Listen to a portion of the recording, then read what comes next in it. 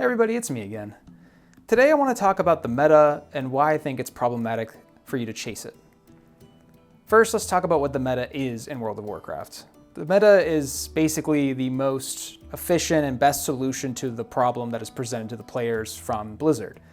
When the raid comes out, the best skills in the world either know or seek to find out what the exact right classes are to bring and how many of them to bring, to kill the bosses as quickly as possible to win the race to world first. There's also a meta on how to play each spec and class, basically setting an objectively correct way to play your spec to do the most damage or the most healing or to stay alive as a tank. These people also tend to be the biggest voices in the community or tend to be the players that people watch or look up to. So naturally, if you play a mage and you see the best mages in the world are playing a very specific class or a very specific spec or very specific talent build, then you're inclined to copy them. Other than influence though, why else would someone play meta? Well, most endgame content in this game is group-based, meaning your performance has a direct impact on the players you're grouped up with. And with the meta being so publicly known, it's very easy for a group to not only compare your performance to others of the same class, of the same spec, but they also can tell if you're choosing to play the correct build or not. They can literally see that. So there might be a pressure to play a certain class or build your character in a certain way to adhere to the so-called quote-unquote community expectation. There are other reasons to play meta though. A lot of people play this game to do high-end content and to do a lot of damage, so naturally those players gravitate towards the best performing classes and specs. This has a ripple effect though down to the casual player and the casual player base, or the majority of players, where you start having people re-rolling to meta specs or watching, YouTube's videos with tier lists, and basically making their decision on what class to play when they realistically only do normal raid, maybe heroic raid, and some low-end mythic plus.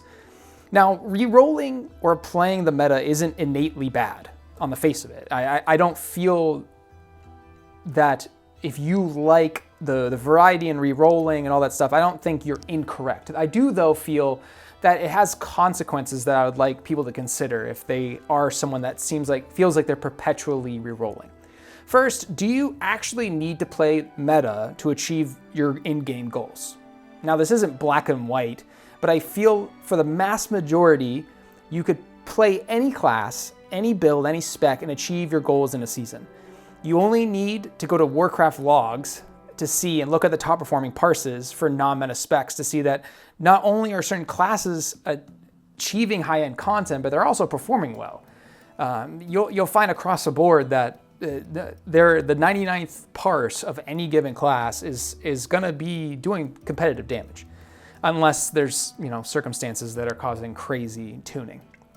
But next, consider the reasons for why you're swapping and if they match the reasons you play. I would imagine most of us that are watching this video right now play this game for fun or for community or both. If that's the case and you have the most fun when you play the classes that are deemed the best, then that's a great reason, and re-roll all you want. However, if you were re-rolling out of fear of being left out, or if you're performing badly, I would like to offer a couple thoughts on why chasing the meta might not be the answer for that person specifically. If we look at damage logs from Raid, we can see that choosing to play the best class doesn't automatically mean you will perform better. If you're currently playing Frost Mage and you on average perform in the 80th percentile for a given fight, I don't necessarily think the solution is to make a completely new tune, say Warlock, to try to achieve more damage.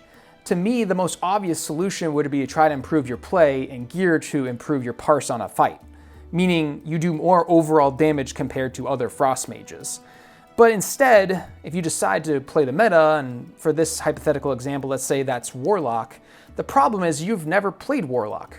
And so once you finally get caught up gear-wise to your Frost Mage, you end up performing in let's say the 70th percentile of all Warlocks. And Warlock in this situation is doing 10% more damage than mages. So you essentially just swapped classes to do the same damage overall. And for the sake of argument, let's assume you practice real hard and you get your Warlock to the 85th percentile.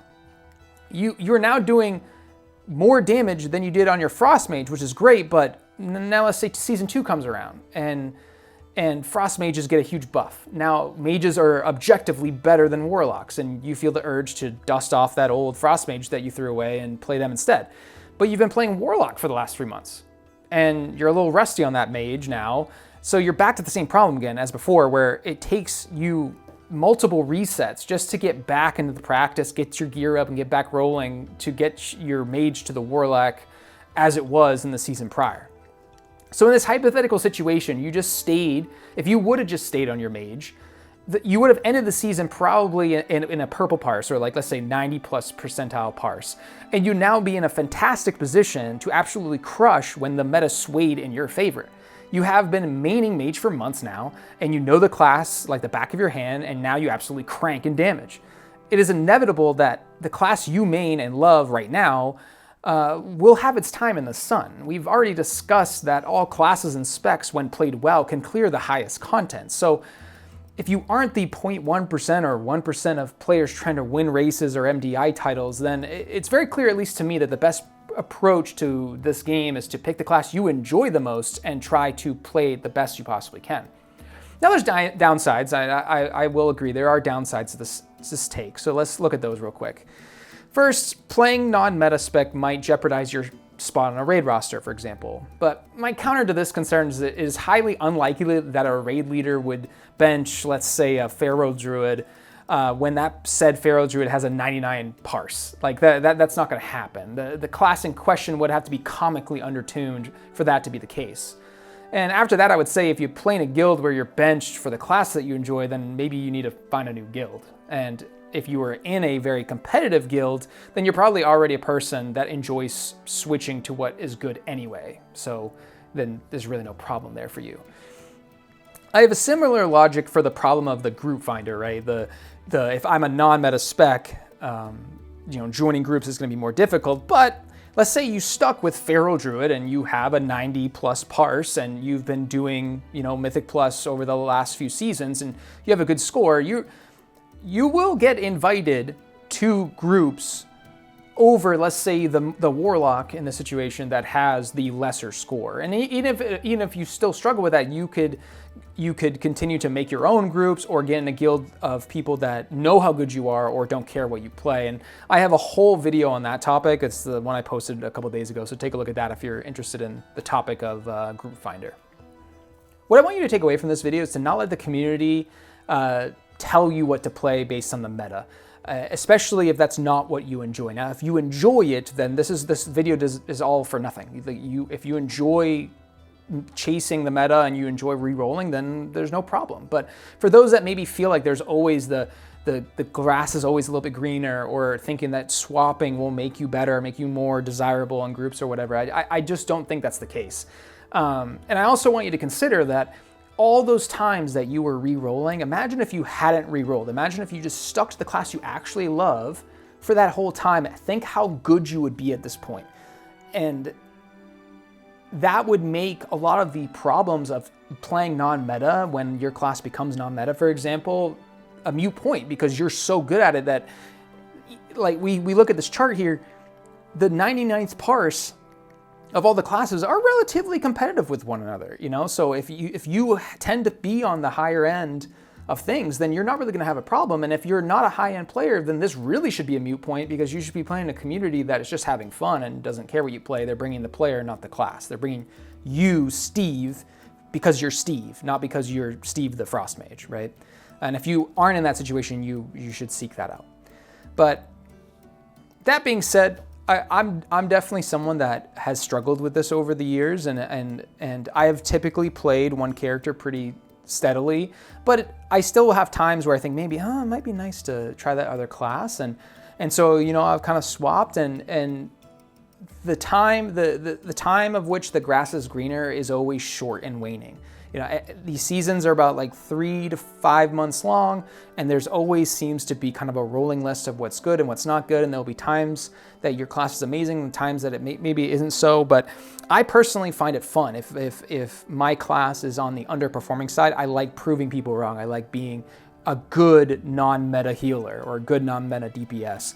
I kind of find it fun. And if you feel like the community is very much gatekeepy on meta classes, then I encourage you to go in the group finder for Mythic Plus, or put up your raid for group finder, and only invite players that you think are going to be good players, or maybe just specifically pick out all the non-meta people and start making a difference.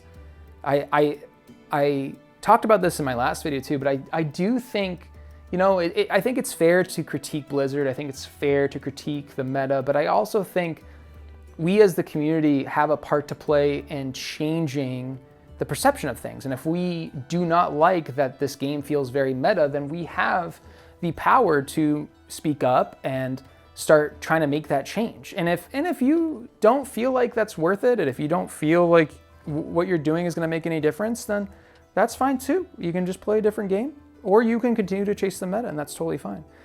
The last thing I want to talk about too before I leave actually is there's a conflicting thought process around gearing your character and like the way the designers design the game. I've heard recently people talking about the crest system and how it takes so long to make alts, and I want to introduce just a little perspective on something, and I'd love to hear your thoughts in the comments.